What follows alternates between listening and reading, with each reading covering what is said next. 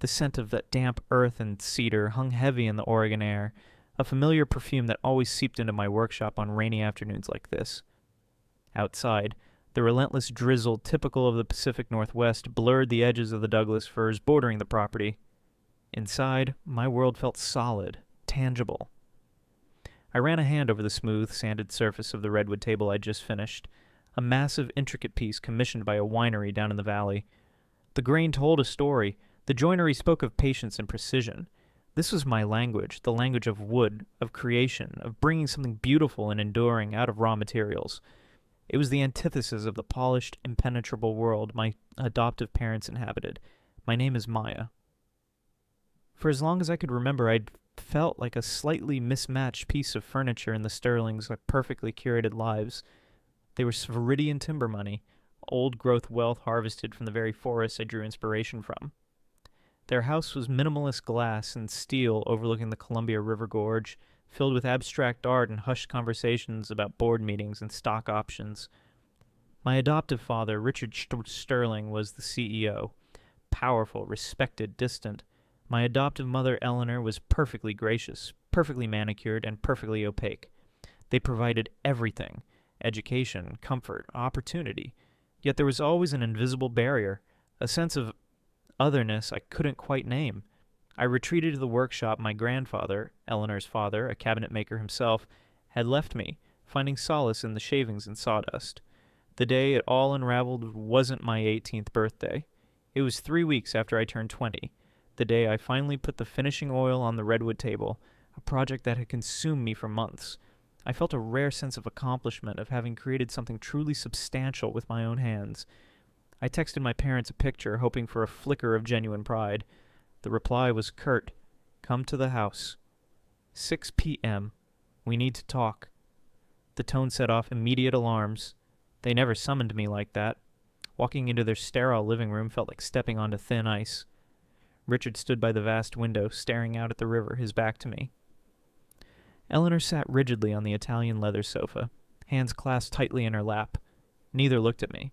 Sit down, Maya, Richard said, his voice flat, devoid of its usual corporate warmth. I sat in the expensive sofa feeling cold beneath me, the silence stretched, thick with unspoken tension. We feel it's time, Eleanor began, her gaze fixed on a point somewhere beyond my shoulder, for you to understand your origins. We adopted you when you were just over a year old, Richard continued, still facing the window. Your birth mother was unable to provide a stable environment. We stepped in. Adopted. The word hung in the air, clinical and detached. It wasn't a revelation delivered with love or empathy. It felt like shedding a liability.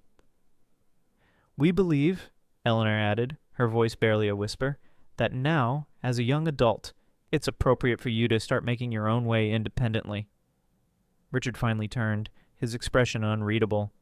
He reached under a minimalist side table and slid a plain manila envelope across the polished concrete floor towards me. There's some cash in there, enough for a few weeks' rent somewhere basic. We expect you to be moved out by the end of the week. Just like that. 20 years, reduced to a severance package in a manila envelope. Kicked out. Discarded. I felt a strange numbness creep over me, a defense mechanism honed over years of navigating their emotional distance. I didn't cry. I didn't rage. I simply stood up. Thank you, I said, the words sounding hollow even to my own ears. I picked up the envelope. For everything. They didn't notice the slight tremor in my hand as I gripped the envelope. They didn't see the spark of something cold and hard behind my eyes, because they had no idea. No inkling that their carefully timed sterile revelation was 3 weeks too late. 3 weeks earlier, searching for old property deeds related to my grandfather's workshop in the back of a dusty filing cabinet in their home office, my fingers had brushed against a misplaced sealed envelope, addressed simply to R. Sterling, personal and confidential. Curiosity, a rare rebellion against their ordered world, had made me open it. Inside wasn't a deed. It was a single folded document, a birth certificate. My birth certificate. Maya Sterling. Date of birth matching mine. But the mother listed wasn't Eleanor Sterling, it was Dr. Eris Thorne. No father listed. My heart had hammered against my ribs. Dr. Eris Thorne.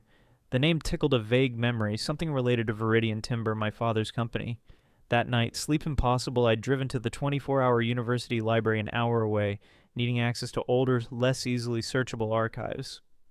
Hours spent scrolling through microfilm, searching online databases under pseudonyms, piecing together fragments. Dr. Eris Thorne, a brilliant environmental scientist who had worked, ironically, as a consultant for Viridian Timber in the late 90s, assessing the ecological impact of their logging operations near Mount St. Helens.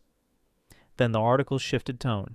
Reports of Dr. Thorne becoming erratic, making unsubstantiated allegations against Viridian regarding toxic chemical dumping, specifically improperly sealed containers of highly toxic wood preservatives leaching into groundwater near protected salmon runs. Viridian and local authorities vehemently denied the claims. Shortly after Dr. Thorne suffered an apparent acute mental breakdown and was quietly committed to the now-defunct Cedar Creek Institute for long-term psychiatric care. Her research was discredited, labeled the product of a deteriorating mind. Silence followed. And the timeline? She was committed just months before my recorded date of birth on that certificate. Committed after publicly accusing my adoptive father's company of environmental crimes. So, as I stood in the Sterling's stark living room, clutching the envelope containing my severance pay, the pieces clicked into a terrifying, sickening picture. I wasn't adopted out of charity. My mother wasn't unfit. She was silenced. And the man standing before me, the man who called himself my father, was likely instrumental in her destruction. I walked out of that glass and steel house, leaving behind the life I had always known was somehow counterfeit. I didn't feel abandoned or lost. I felt a cold, burning purpose ignite within me. They thought they were cutting me loose. They had no idea they had just set me free, free to find the truth, free to find my mother, and free to uncover whatever secrets they had buried along with her. The game wasn't over. It was just beginning. The first few days after walking out of the Sterling's glass and steel fortress were a blur of cheap motels on the industrial outskirts of Portland and the suffocating anonymity of bus station waiting rooms. The wad of cash Richard Sterling had dismissively provided dwindled rapidly. The reality of being utterly alone, cut off from the only life I'd ever known, began to set in, cold and sharp as the Oregon rain. But the numbness was receding, replaced by a low, simmering anger and a fierce, protective determination I hadn't known I possessed. This wasn't just about me anymore. It was about Eris Thorne, the mother I never knew, the scientist they tried to erase. Survival came first. My woodworking skills, honed over years in my grandfather's old workshop, became my lifeline. I found a shared makerspace downtown that rented bench time by the hour. Using the last of my cash for initial materials, I started crafting small, intricate pieces, carved boxes, inlaid cutting boards, things I could make quickly and sell online or at the weekend crafts market down by the waterfront. It wasn't glamorous and the income was precarious, but working with the wood, shaping it, finding its inherent beauty, kept me grounded. It was honest work, a world away from the corporate machinations that had apparently defined my adoption. Every spare moment, every dollar saved on cheap instant noodles instead of real meals, went towards the investigation. The Portland Central Library, with its vast digital archives and free anonymous computer access, became my second home. Armed with the names, Eris Thorne, Richard Sterling, Viridian Timber, Dr. Alistair Finch, the doctor often quoted in articles discrediting Eris, Cedar Creek Institute, I plunged into the digital rabbit hole. Viridian Timber was easier to track at first. A massive player in the Pacific Northwest logging and wood processing industry, their public face was all sustainable forestry and community engagement. But digging into archived environmental impact reports, EPA databases, and digitized local and newspaper archives from the late 90s painted a different picture. I found records of permits granted under questionable circumstances, notices of violation for wastewater discharge that were later quietly dismissed, articles mentioning community health concerns, clusters of respiratory illnesses, contaminated wells, in towns downstream from Viridian's main processing plant near Mount St. Helens, the same area Eris Thorne's research had focused on. These reports often lacked follow-up, disappearing from the news cycle quickly. Finding traces of Eris Thorne's actual work was harder. Her academic publications prior to her consultancy with Viridian showed a brilliant, meticulous environmental scientist specializing in watershed ecology and toxicology. But after her public accusations against Viridian, her digital footprint seemed deliberately scrubbed. Her university profile was minimal, Links to past research broken. It felt like a systematic erasure. However, buried deep in the archives of a small-town newspaper near the Viridian plant, I found it. A scanned copy of a letter to the editor Eris had written shortly before she was institutionalized. In it, she detailed specific findings, elevated levels of dioxins and pentachlorophenol, highly toxic wood preservatives, in local water samples, far exceeding legal limits, directly refuting Viridian's own publicly released data. She named Doctor Finch, Viridian's contracted health and safety consultant at the time, accusing him of falsifying reports. It was brave, direct, and utterly damning. Then came Cedar Creek Institute. The facility itself was long gone, demolished years ago, replaced by a bland suburban housing development. But online forums for former patients of psychiatric facilities and deep dives into state health department archives yielded fragments, whispers. Cedar Creek had a reputation. Discreet, expensive, catering to wealthy families needing difficult relatives managed. There were rumors of experimental treatments, questionable diagnoses, patients who entered but rarely seemed to improve or leave. It specialized, apparently, in treatment-resistant cases. Like a whistleblower scientist suddenly deemed unstable. The final piece clicked into place when I cross-referenced Viridian Timber's Board of Directors' historical records with the timeline of Eris's institutionalization. Richard Sterling hadn't just been a board member back then. He had chaired the Environmental Compliance Committee. He was directly involved in overseeing the company's response to environmental concerns, including presumably those raised by Dr. Eris Thorne. He was promoted to CEO shortly after Dr. Thorne was committed, and her research discredited. The connection wasn't just tangential, it was direct, personal, and deeply corrupt. My adoptive father hadn't just benefited from my mother's silencing. He was likely a key architect of it. The man who provided my privileged upbringing did so on the foundation of destroying my birth mother's life and career to protect his company's profits and cover up environmental crimes. The carefully constructed image of the benevolent and charitable Sterling family shattered, revealing something ugly and rotten beneath. With this knowledge came a chilling realization. These people, Sterling, Finch, the remnants of Viridian's old guard, played for keeps. They had silenced a respected scientist, manipulated the legal and medical systems, and potentially made others disappear, like the hinted at previous investigator Liam, though I had no concrete proof of him yet. I was just an unknown woodworker, barely scraping by, digging into secrets they had buried decades ago. A new kind of caution settled over me. I started using VPNs, encrypted browsers, being meticulous about my digital footprint. I varied my routines, became acutely aware of unfamiliar cars or faces near the makerspace or my rented room. The fear wasn't paralyzing, but it was real. It sharpened my focus. I wasn't just uncovering a past injustice, I was potentially stepping into an ongoing danger. My research hit a wall regarding Eris's current whereabouts after Cedar Creek closed. Patient transfers from defunct institutions were often poorly documented, especially for those committed involuntarily long ago. But I had a direction. I knew the players. I knew the stakes. And I knew I couldn't stop now. Finding Eris wasn't just about finding my mother. It was about finding the key to unlocking the entire conspiracy. Pinpointing Dr. Eris Thorne's location. After Cedar Creek Institute vanished from the map, felt like chasing a ghost through bureaucratic fog. Patient transfer records were notoriously opaque, especially for long-term involuntary commitments from decades past. I spent weeks making calls, state health departments, county archives, mental health advocacy groups, hitting dead end after dead end. Most clerks had never even heard of Cedar Creek. The official narrative held patients were integrated into other facilities or released, privacy laws preventing further disclosure. It felt like another layer of the cover-up, another deliberate erasure. Just as frustration began to set in, a breakthrough came from an unexpected source. An older clerk at the state archives, initially dismissive, called me back hours after our first conversation. Her voice was hushed, conspiratorial. "Look, off the record," she began. "Cedar Creek, that place had connections. When it closed down in the late 90s, some patients weren't transferred through official channels. There were whispers, private arrangements." She hesitated. "There's a long-term care center up north, way out past the Cascades. Pine Haven, remote place. Some Cedar Creek residents, the difficult ones, Ended up there. No public list, but I knew someone who worked there years ago. Pine Haven Care Center. The name sounded both innocuous and vaguely sinister. A quick online search yielded minimal results. A basic website with stock photos, a remote address near a small former logging town hours away. No patient lists, no detailed program information. It felt like a place designed to be forgotten. But now I had a destination. Getting there was the next hurdle.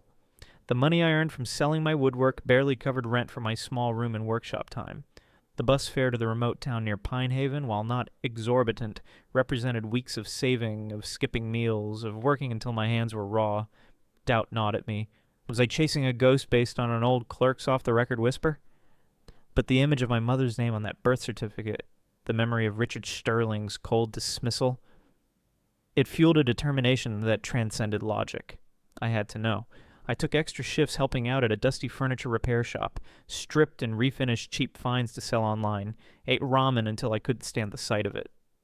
Slowly, painstakingly, the bus fare accumulated. On a typically gray, drizzly Pacific Northwest morning, 2 months later, I tucked the envelope containing Eris's birth certificate and the copies of the news articles deep inside my worn jacket, bought a one-way ticket, and climbed onto a near-empty Greyhound bus heading north.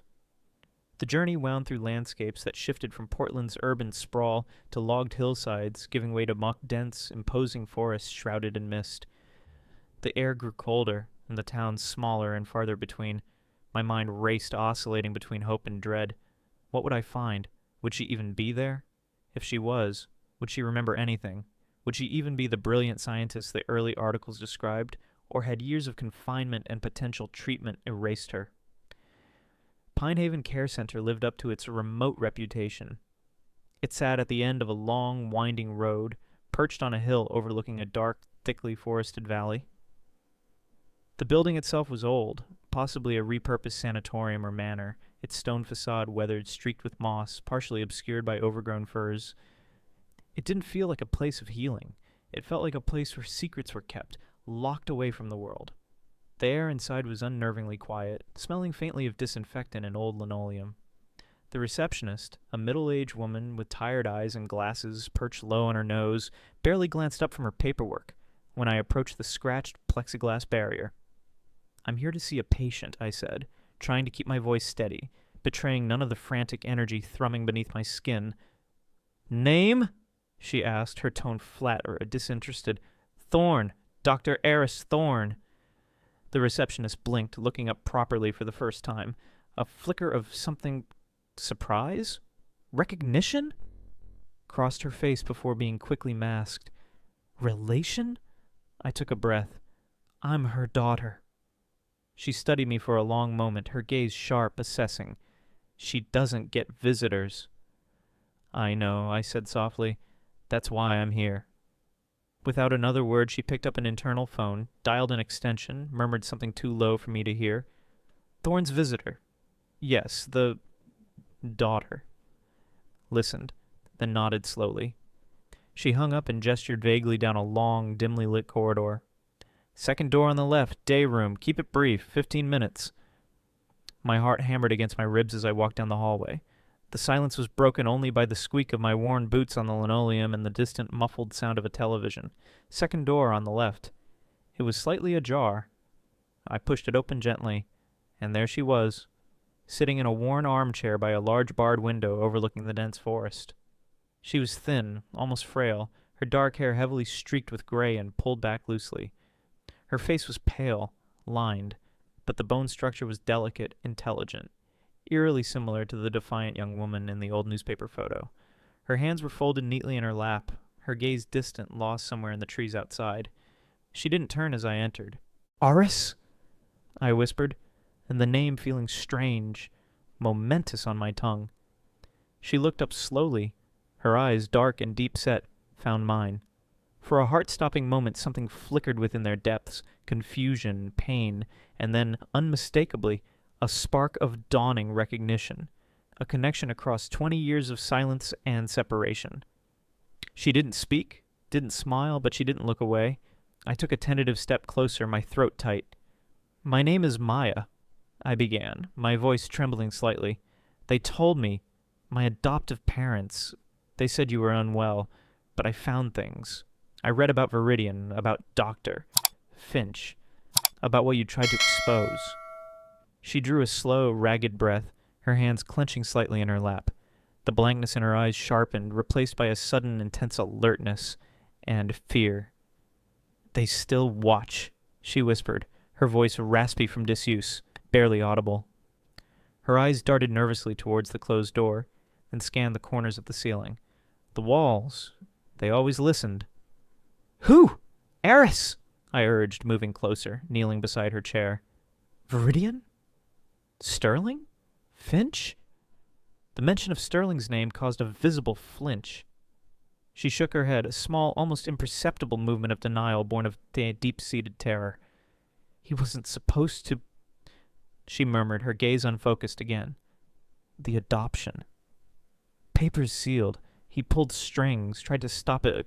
Too late." Her words were fragmented and disjointed, confirmation buried within the fog of fear or medication. "What did Finch do?" I pressed gently.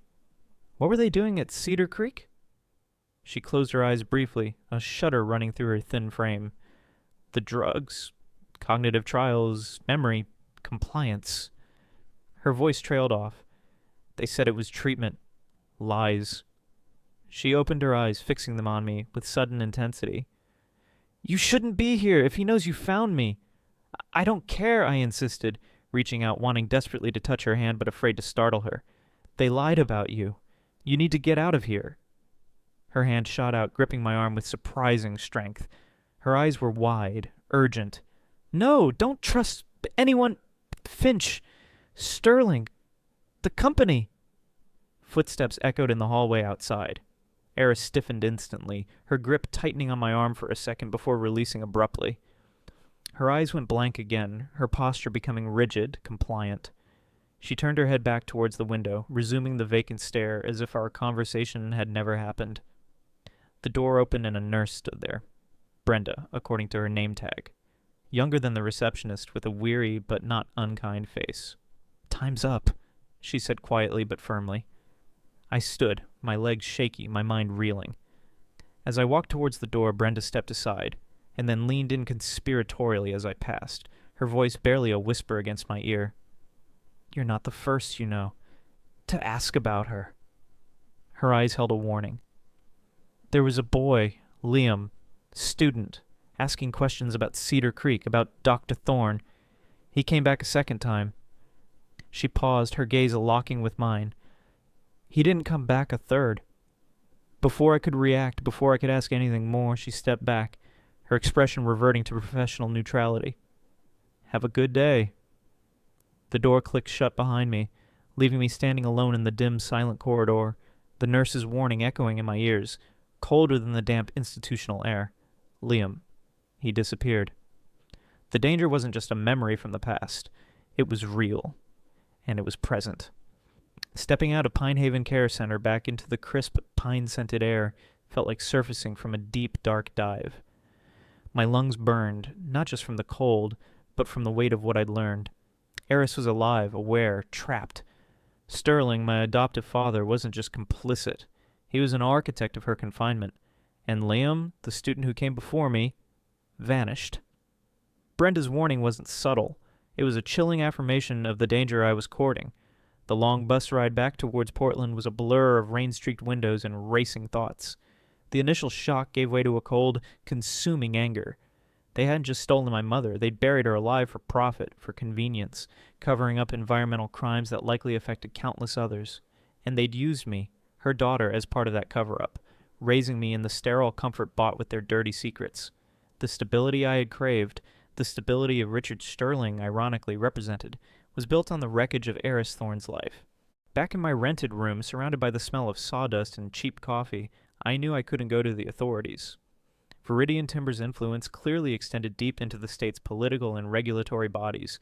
Eris's original complaints had been systematically discredited and buried. Going through official channels would be like reporting a fire to the arsonist. No, if I wanted justice, if I wanted to free my mother, I needed proof. Hard, undeniable proof that could bypass the compromised system. And I needed help getting it. My first step was to learn more about Liam, the missing student. Using the library computers again, I dove into university archives, old forum posts related to environmental activism in the region, and local news snippets from around the time Brenda suggested he disappeared, roughly 5 years ago. It took days, but I found him. Liam Peterson, a bright and passionate environmental science major at Oregon State, known for his meticulous research into corporate polluters. He'd written several scathing articles for the student paper about Viridian's forestry practices. Then abruptly, he dropped out of school mid-semester. His last known online activity was a cryptic post on an environmental forum asking if anyone had information on patient transfers from the defunct Cedar Creek Institute. After that, silence. His family had filed a missing person report, but with no signs of foul play, the case quickly went cold. He vanished, just as Brenda said. The message was clear. Getting too close was dangerous. That solidified my next move. I had to reconnect with Nurse Brenda. It was risky. For both of us. Pinehaven might be remote, but it was still part of the system Sterling and Viridian likely monitored. I couldn't call the facility. I couldn't risk being seen visiting again. I spent hours searching online, trying to find a personal connection, a way to reach her discreetly. It was a long shot, but I eventually found a Brenda K., who listed a healthcare professional geriatrics in her profile on a local community forum dedicated to bird watching, a mundane hobby that seemed miles away from Pinehaven's grim reality. The profile picture was blurry, but the set of the jaw looked familiar. Using a newly created anonymous email address and a VPN routed through multiple servers, I sent a brief coded message. Saw a rare varied thrush near Pinehaven recently. Beautiful, but seemed distressed, wondering about its long-term prognosis. Maya, Eris's daughter. Days passed with no reply. I started to lose hope, wondering if I'd reached the wrong person, or if she was too scared to respond. Then late one night, a simple reply appeared. Thrushes need quiet observation. Sometimes find them near the old Mill Pond Bridge. Dusk. Less disturbance there. The old Mill Pond Bridge was miles from Pinehaven, a secluded spot on a disused logging road. Dusk. It was a clear invitation and a test of trust. The following evening, heart-pounding, I drove my beat-up pickup truck, bought with earnings from the Redwood table, towards the rendezvous point, checking my rearview mirror constantly. Brenda was already there, leaning against the weathered wooden railing of the bridge, as twilight deepened the shadows in the surrounding forest. She looked tired, older than she had at Pinehaven, the fluorescent hospital lights replaced by the fading natural light. "You came," she said quietly, not looking directly at me. "You knew I would," I replied. "You have something for me." She didn't deny it. "Eris, she tried, you know," Brenda murmured, staring down at the dark water flowing beneath the bridge. "Before they really broke her spirit, she tried to hide things. Copies of reports, data logs she wasn't supposed to have access to from her Viridian consultancy days. She gave some to me, piece by piece, over years. Asked me to keep them safe just in case someone like you ever came looking." She sighed heavily. "After Liam disappeared, I buried them. Literally. Thought it was too dangerous." "But you dug them up," I stated. She finally looked at me, her eyes filled with a mixture of fear and weary resolve. "He deserves to pay. Sterling, Finch, all of them, for what they did to her, to others, maybe even to that boy, Liam." She reached into the worn canvas tote bag at her feet and pulled out a small, heavy-duty waterproof pouch. Inside was a USB flash drive. "This is everything I have," she said, pressing it into my hand. Her fingers were cold. Eris's original environmental report showing the real contamination levels, scans of internal Viridian memos discussing the thorn problem, and strategies for containment, some mentioning Sterling by name, copies of the falsified medical reports Dr. Finch created to justify her commitment. Even some partial patient logs from Cedar Creek Aris managed to copy, hinting at other problematic individuals being silenced. The weight of the small drive felt immense. This was it. The proof. "Thank you, Brenda," I whispered, my voice thick with emotion.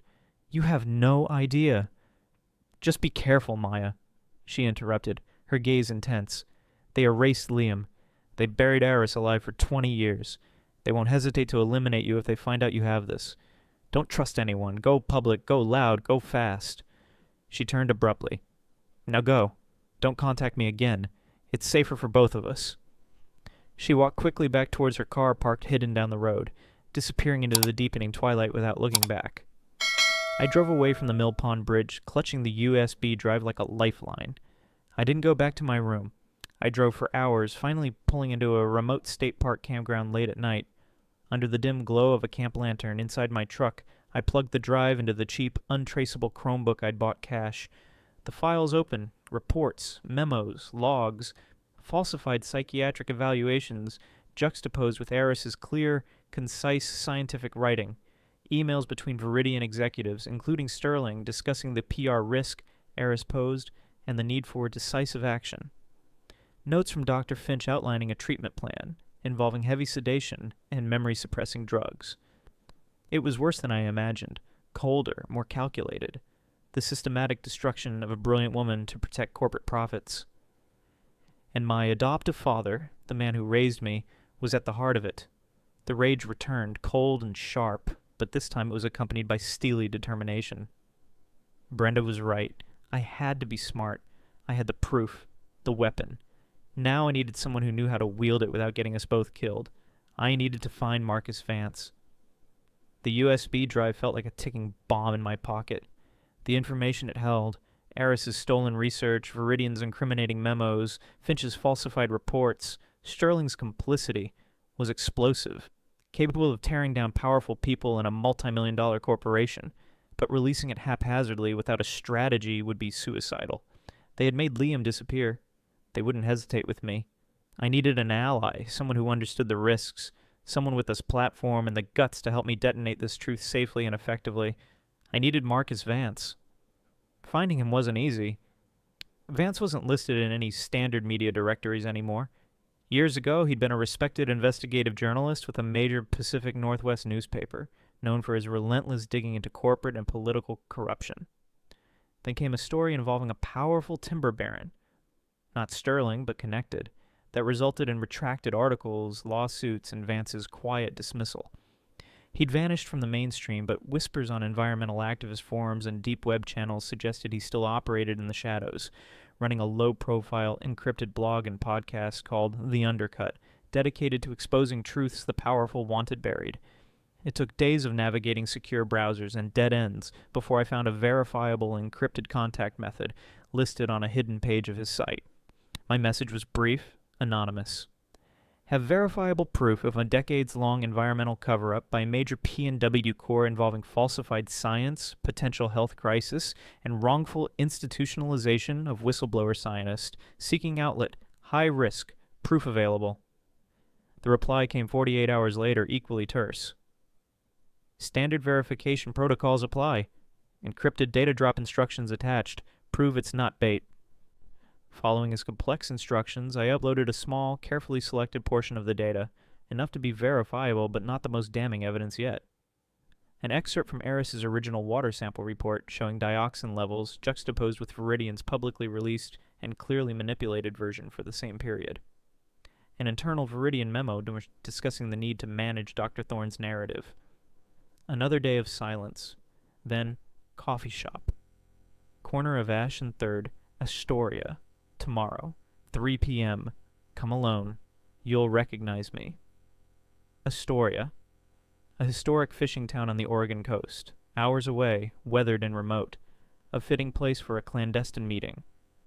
Marcus Vance looked exactly like his old byline photos, only more weathered, cynical lines etched around his eyes and mouth.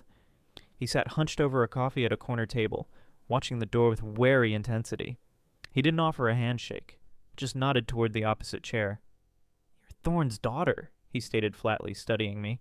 "The resemblance is there. How did you—" "I did my homework after your data drop," he interrupted.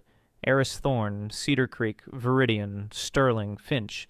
I remember the whispers back when she first got silenced. Nobody could get the proof to stick. Until now, maybe." He leaned forward, his voice dropping. "The stuff you sent, it's legit?" "It's real," I confirmed, "and it's just the tip of the iceberg." I slid the waterproof pouch containing the USB drive across the table. "Everything's on here." He picked it up, turning it over in his hands, weighing it. "You realize what you're doing, kid? This isn't just exposing a polluter. Sterling, Finch, the people behind Viridian, they don't just issue press releases when threatened. They bury people, literally or figuratively. I know, I said, meeting his intense gaze. My mother is still buried alive in Pine Haven. Someone named Liam Peterson tried looking into this 5 years ago and vanished. I'm not naive, but I have the proof now. And I need your help to make sure it sees the light of day without me disappearing too.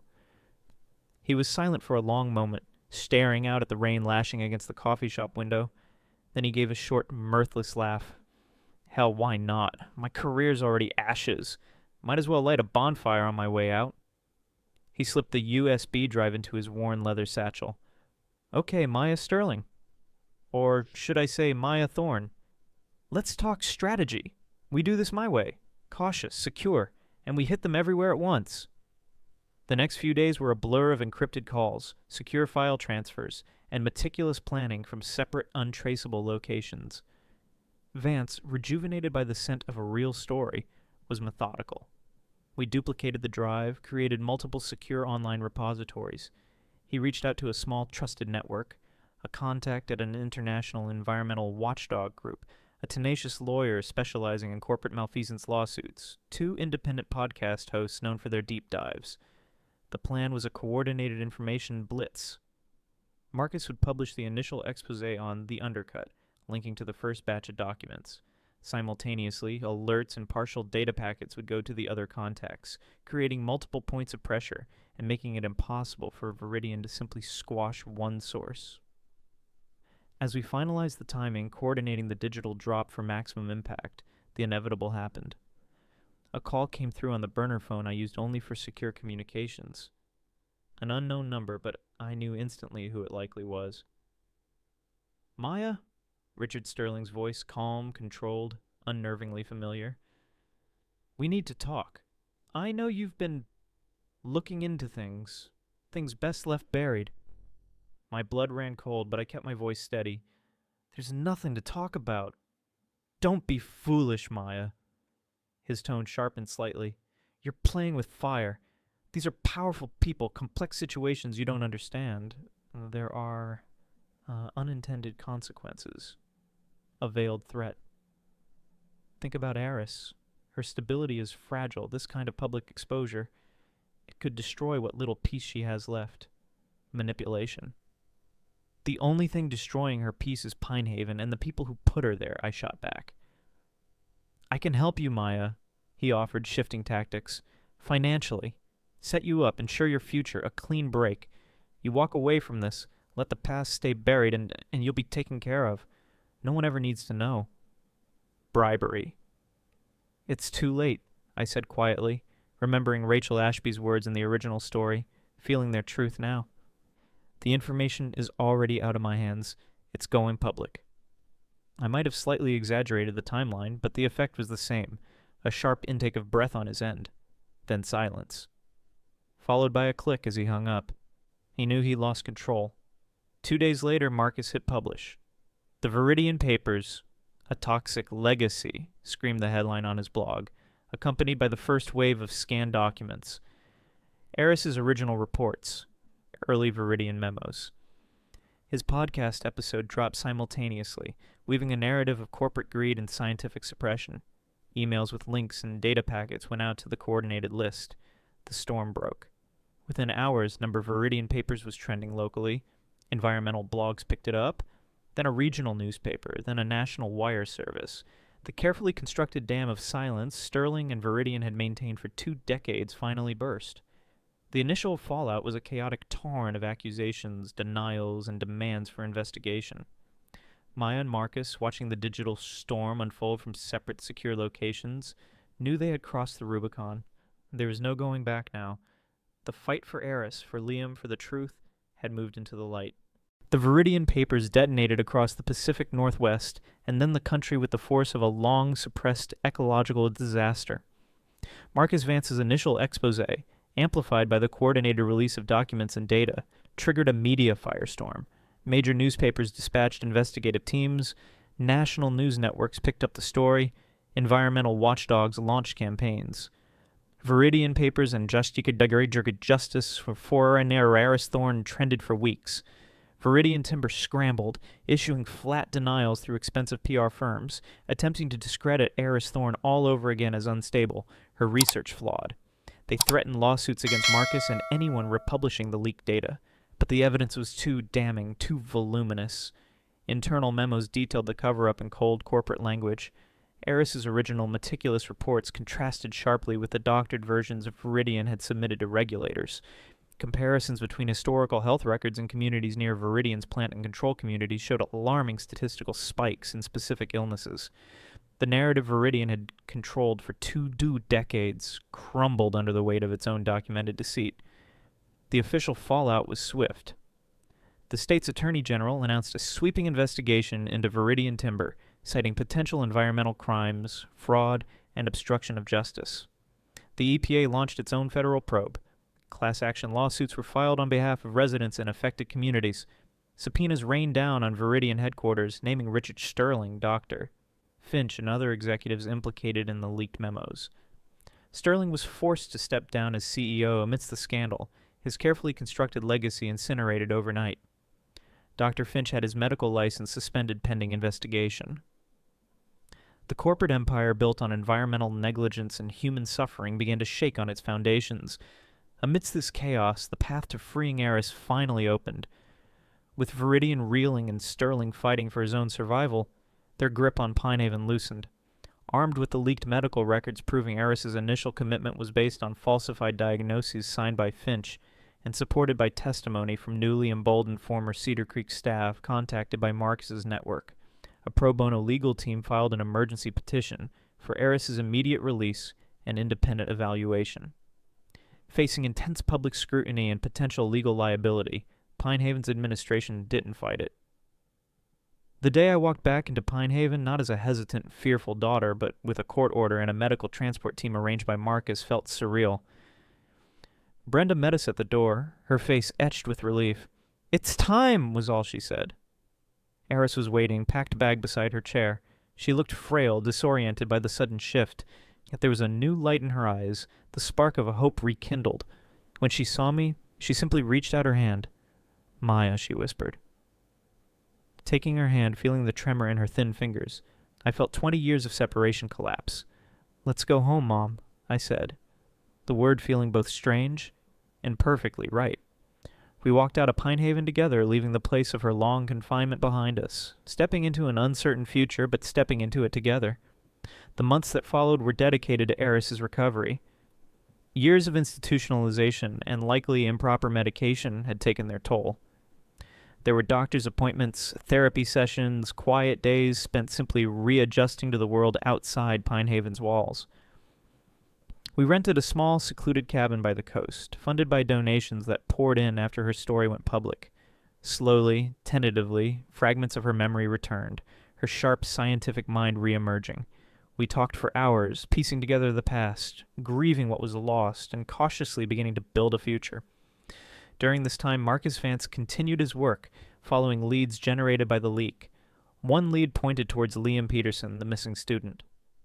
An anonymous tip led Marcus to a remote environmental activist commune deep in the Washington forests, and there they found him. Liam was alive, but deeply scarred by his experience. He recounted how, after his second visit to Pinehaven 5 years prior, he'd been overtly threatened by men connected to Viridian, his apartment ransacked, his research stolen.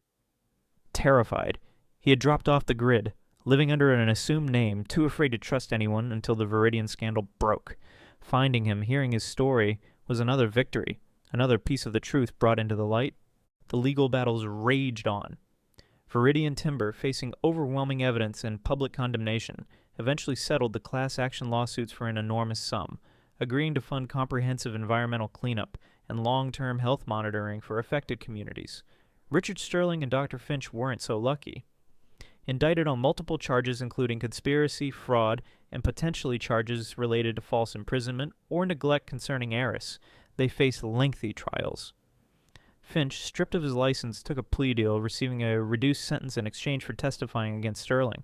Sterling fought it, but the evidence from the Viridian papers, combined with Finch's testimony, was insurmountable. He was found guilty, sentenced to significant prison time, his legacy forever defined not by corporate success, but by corruption and cruelty.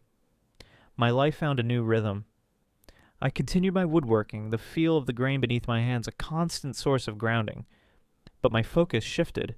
The proceeds from selling the redwood table, combined with a portion of the donations meant for Eris that she insisted I use, allowed me to establish a small cooperative workshop, teaching woodworking skills to others, particularly women rebuilding their lives after trauma. Oris, slowly regaining her strength and voice, began collaborating with environmental groups, lending her expertise to the new research, advocating for corporate accountability. Our relationship wasn't simple. Decades of trauma and separation couldn't be erased overnight, but it was real, built on shared resilience and a fierce commitment to truth. Sometimes, working late in the quiet workshop, the scent of cedar filling the air, I think back to that sterile living room, the cold dismissal from the Sterlings. They thought they were casting me out into nothingness. They had no idea they were setting me on the path to finding not just my mother, but myself.